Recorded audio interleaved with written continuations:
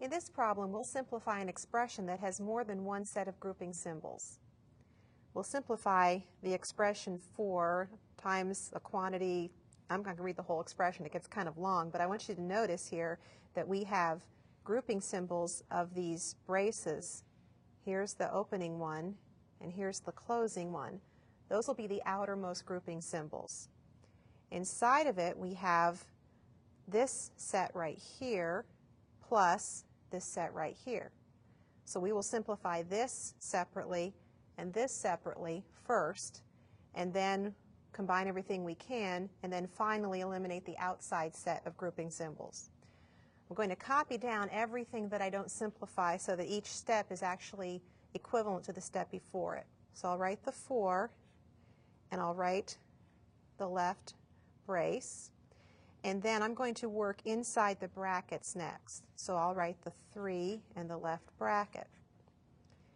Now I can finally get down to the innermost grouping symbol of the parentheses, and I can multiply 5 times y minus 3. That gives me 5y minus 15. I'll copy the 9,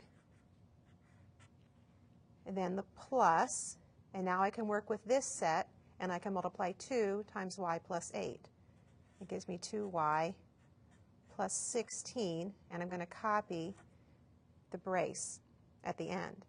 Now you notice that the parentheses have been removed in both places already. Now I have still inside the braces, I have this brackets that I can simplify, but the first thing I'll do before I remove those is combine any like terms, because I have a minus 15 plus 9 that I can combine. So I'll copy everything down that I don't change. I have 5y, and then minus 15 plus 9, think of that as plus a negative 15 plus a 9, which would give me a negative 6 or minus 6. And then I'll copy the rest of my expression. You can see each time we're getting a little simpler. Now I'm ready to remove the brackets, and I have 3 times 5y minus 6.